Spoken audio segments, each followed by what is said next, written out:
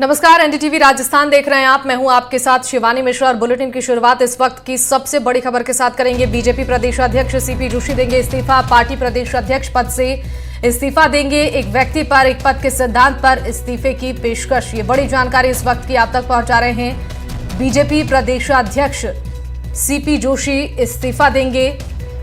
Party प्रदेश अध्यक्ष पद से सीपी जोशी इस्तीफा देंगे, ये बड़ी खबर है। एक व्यक्ति एक पद के सिद्धांत पर इस्तीफे की पेशकश, इस वक्त की बड़ी जानकारी राजस्थान की राजनीति से जुड़ी। भाजपा प्रदेशाध्यक्ष सीपी जोशी ने पद से इस्तीफे की पेशकश की है। पिछले 3 दिन दिल्ली में थे। गृह मंत्री अमित शाह और राष्ट्रीय अध्यक्ष जेपी नड्डा से उनकी मुलाकात भी हुई। भाजपा प्रदेशाध्यक्ष सीपी जोशी अपने पद से इस्तीफे की पेशकश उन्होंने कर दी है।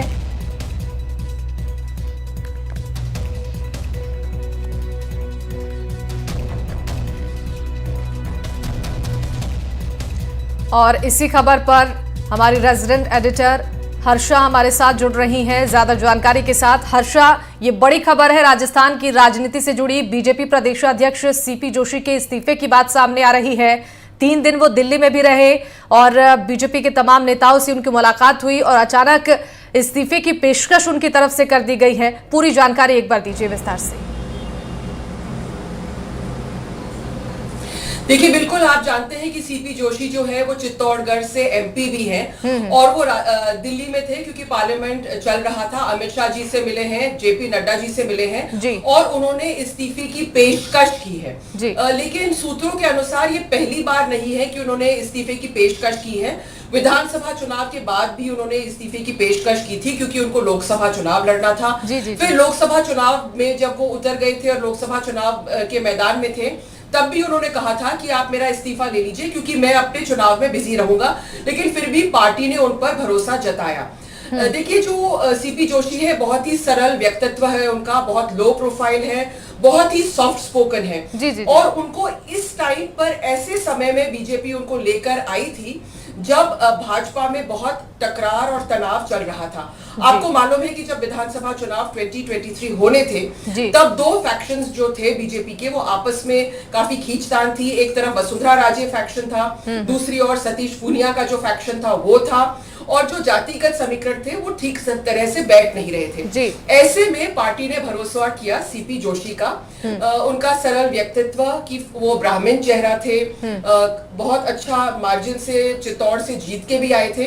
तो विधानसभा की कमान एक तरह से उन्होंने संभाली और उन्होंने गजेंद्र सिंह शेखावत, अरुण सिंह और सबने जो मिलकर फिर पार्टी को यहाँ पर जीत दिलाई। उसके बाद सीपी जोशी ने कहा कि क्योंकि मुख्यमंत्री भजन लाल भी ब्राह्मण समुदाय से हैं तो आप एक राइट सॉर्ट ऑफ मैसेज देने के लिए आप मेरा इस्तीफा ले लीजिए। लेकिन उस टाइम भी उनका इस्तीफा नहीं लिया गया।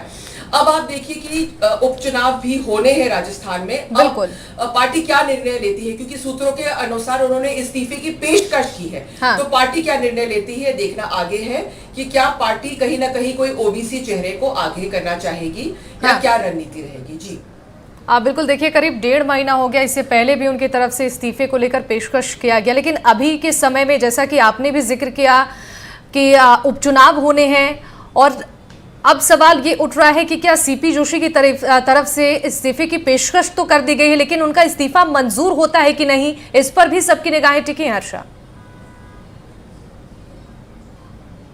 जी, ये बहुत बड़ा सवाल है और आपने सही सवाल किया है क्योंकि देखिए हम देख रहे हैं कि पिछले कुछ महीने से जहां पर भी उपचुनाव है वहां पर सीपी जोशी जा रहे हैं। वो दौसा गए हैं, वो नागौर गए थे, वो झुंझुनू गए थे, तो सारे उस इलाकों में जा रहे हैं। साउथ राजस्थान में बांसवाड़ा में बहुत चुनौतीपूर्ण चुनाव है क्योंकि वहां पर जो भारतीय ट्राइबल पार्टी जो है, भारतीय आदिवासी पार्टी जो अब बन गई है, वो बहुत बड़ी चुनौती खड़ा कर रही है बीजेपी और कांग्रेस दोनों के लिए। तो ऐसा है कि जो उपचुनाव है ये भी बीजेपी के लिए हम कह सकते हैं कि इतना आसान भी नहीं है। और सीपी जोशी मैदान में उतरे हुए हैं, वहां जाके वो कैंपेन कर रहे हैं, पार्टी को संगठित करने की कोशिश है। तो क्या आला कमान उनकी ये रेजिग्नेशन को एक्सेप्ट करती है या नहीं, ये देखना आगे होगा। लेकिन एक तरह से कहीं पब्लिक डोमेन में ये बात रिलीज हुई है, तो लगता है कि बीजेपी कहीं ना कहीं, अंदरूनी राजनीति ये है कि बीजेपी कहीं ना कहीं तैयारी में है कि वो जो है कि कुछ हो सकता है कि ओबीसी चेहरा वो सामने लेकर आए। जी बिल्कुल हर्षा, इस बीच विपक्ष के पास तमाम मुद्दे हैं सरकार को घेरने के लिए। उपचुनाव को लेकर भी दोनों पार्टियों की तरफ से अपनी अपनी तैयारियां देखने को मिल रही है राजस्थान में, लेकिन विपक्ष के पास एक ये भी मुद्दा है कि किरोड़ीलाल मीणा के इस्तीफे के बाद से भी निशाना साधा जा रहा था कि एकजुटता नहीं है, और दूसरी तरफ अब सीपी जोशी की तरफ से भी इस्तीफे की पेशकश कर दी गई है। विपक्ष के पास एक और मुद्दा मिल गया बैठे बिठाए। जी बिल्कुल, देखिए किरोड़ीलाल मीणा को तो लेकर बहुत ही मुद्दा उछाला गया है। राजस्थान विधानसभा में बार बार जब बजट पढ़ा जा रहा था तो कृषि मंत्री कहाँ है, कृषि मंत्री कहाँ है के नारे लगे थे। फिर साथ साथ हम देख रहे हैं कि Kirodilal is back to doing the kind of politics he is best at, which is being on the street. तो कल आपने देखा कि एसओजी के दफ्तर पहुंच गए और वहां पर उन्होंने एसओजी में ही कार्यालय एक इंस्पेक्टर को लेकर ब्राइबरी के आरोप लगाए।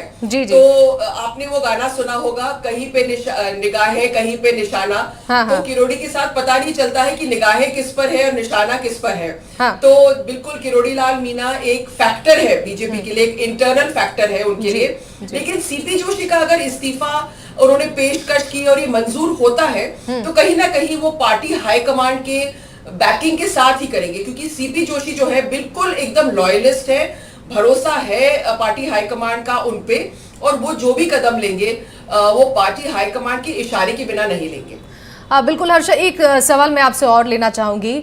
सीपी जोशी के इस्तीफे के बाद से विपक्ष के पास मुद्दा है गिरने के लिए और तमाम तरीके की बयानबाजी भी होगी इसको लेकर, लेकिन इसका कितना बड़ा असर पड़ेगा राजस्थान की राजनीति पर, और साथ ही जो 5 सीटों पर जहां उपचुनाव होने हैं उस पर कितना बड़ा असर पड़ेगा, यह भी एक चर्चा का विषय है।